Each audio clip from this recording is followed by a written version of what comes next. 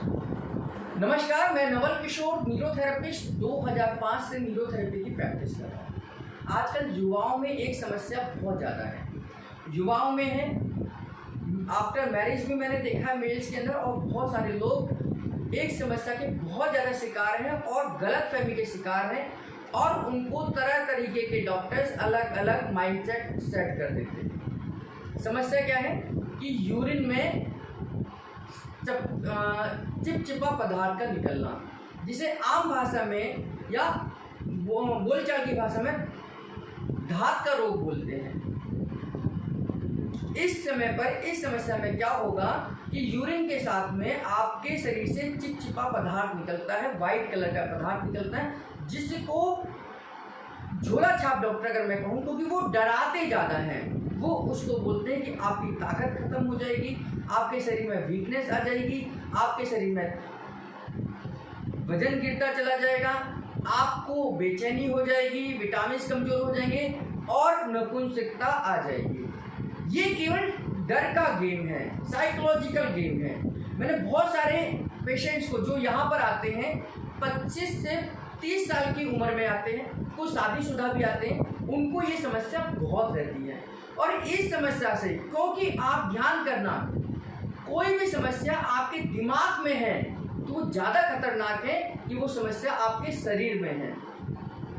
आपके शरीर में कोई समस्या है, उसका इलाज किया जा सकता है, लेकिन वो समस्या आपके दिमाग में आ गई तो उसका इलाज करना नामुमकिन है। और जो नीम हकीम खतराए जान है, यानी कि जिनको आधी अधूरी जानकारी है, वो इसको डर बनाकर लोगों को डराते हैं, युवाओं को डराते हैं और पैसे ऐंठते हैं, लाखों रुपए खर्च कर देते हैं युवा अपनी इस बीमारी का इलाज करने में। तो आपको इसका साइंस समझने की आवश्यकता है। ये धात का रोग, स्पर्म का आना, शुक्राणु का आना, सीमन का आपके यूरिन में आना, एक समस्या एक कंडीशन में हो सकती है। जैसे कि मैं कहता हूं कि इमरजेंसी कंडीशन केवल 2% लोगों को होगी, तो ये केवल 2 से 5% लोगों के लिए ही बीमारी है। और ये बीमारी उन लोगों के लिए है जो ज़्यादा हस्तमैथुन करते हैं, जो ज़्यादा सेक्सुअल एक्टिविटीज़ में इन्वॉल्व होते हैं,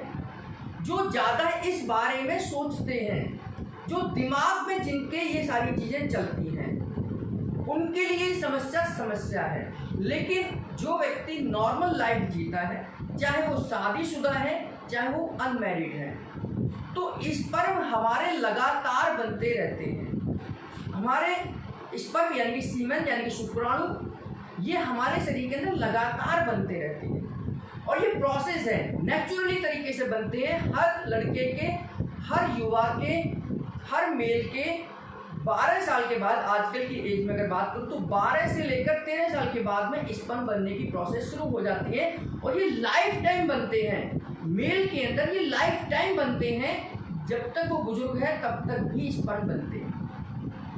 अब ये स्पर्म बनते हैं, बिगड़ते हैं, बनते हैं, बिगड़ते हैं। ये उस तरीके से कई बार क्या है, अगर आपकी शादी नहीं हुई है, मैं उन लोगों के लिए बात कर रहा हूँ, तो कई लोगों में हस्तमैथुन की, जिसको मास्टरबेशन बोलते हैं, इसकी आदत होती है। बहुत सारे लड़कों के यानी कि युवाओं के मन में आता है कि हस्तमैथुन करना नॉर्मल है या बीमारी है। तो अगर ये 15 दिन में या महीने में एक आध बार हो रहा है आपके साथ में, तो ये नॉर्मल है, ये कोई बीमारी नहीं है। इसे प्राकृतिक हस्तमैथुन कह सकते हैं। लेकिन अगर आप एडल्ट मूवीज, पॉर्न मूवीज या ऐसी चीज़ें कर रहे हैं या ऐसी चीज़ें देख रहे हैं जिससे आपके अंदर सेक्सुअल हार्मोन डेवलप ज़्यादा हो रहे हैं, और उनको देखकर आप दिन में 2 बार या दिन में 1 बार या डेली हस्तमैथुन कर रहे हैं, तो ये बीमारी का कारण है, और वो आप उस कैटेगरी में आ जाएंगे 3 से 5% लोगों में।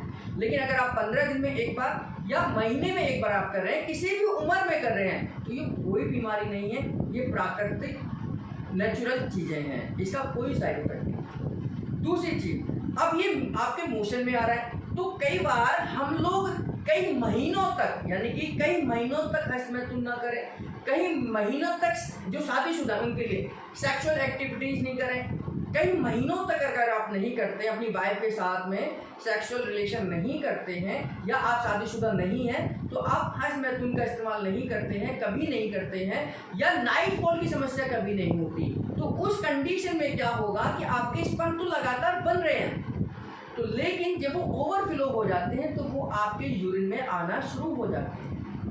यानी कि जैसे कोई बर्तन है, उस बर्तन में धीरे धीरे करके पानी को अगर हम भरते चले जाएं तो एक लिमिट है उस बर्तन की, उस लिमिट के बाद में अगर आप उस पानी का इस्तेमाल नहीं कर रहे हैं तो वो पानी क्या होगा, धीरे धीरे करके ओवरफ्लो होना शुरू हो जाएगा, यानी कि बाहर निकलना शुरू हो जाएगा।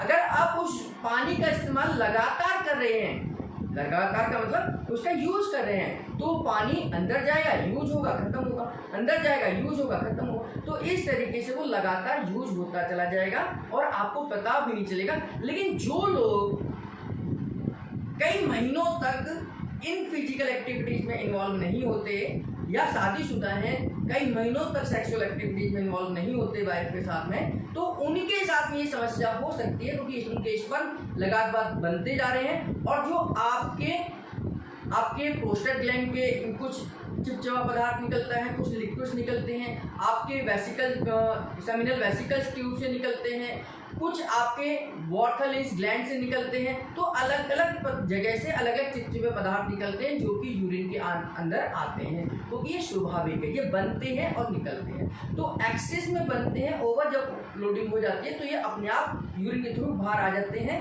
तो ये एक नेचुरल प्रोसेस है, इसमें आपको घबराने की कोई भी आवश्यकता नहीं है, ना ही किसी दवाई की आवश्यकता है। हाँ, लेकिन मैंने जैसे कहा, अगर आप 3 से 5% लोगों में इसकी आदत आपको हो गई है, आप बहुत ज़्यादा सेक्सुअल एक्टिविटीज़ में हैं, गलत आदतों में हैं, तो ये समस्या है।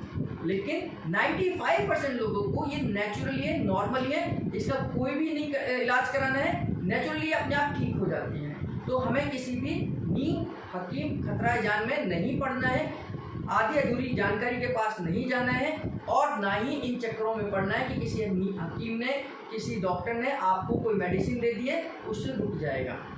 मैंने बहुत सारे लोगों को एक्सपीरियंस देखा है, बहुत सारे लड़कों के साथ बातचीत की है, युवाओं के साथ बातचीत की है, किसी भी तरीके का कोई इलाज नहीं है, केवल इलाज है आपकी साइकोलॉजिकल तरीके से।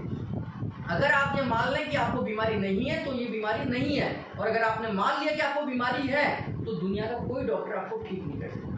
ये बहुत सारे लोगों को बीमारी है, इसलिए आज मैंने ये वीडियो बनाई, क्योंकि बहुत सारे लोग व्हाट्सएप के माध्यम से, यूट्यूब के माध्यम से मुझसे पूछते हैं कि सर ये क्या कोई समस्या है और इसका समाधान क्या है। तो समस्या 95% लोगों को नहीं है, केवल 5% लोगों को है। आप 5% लोगों में आते हैं तो मैंने कंडीशन बताई है कि आपके साथ क्या क्या हो रहा होगा। अगर हम 95% लोगों में हैं तो भी मैंने आपको बताई है, तो इसलिए साइकोलॉजिकल बीमारी के साथ आप मत जुड़िए। बीमारी को शरीर में रहने दीजिए तो इलाज हो जाएगा। बीमारी दिमाग में चली गई तो आपका कहीं कोई समाधान नहीं मिलेगा।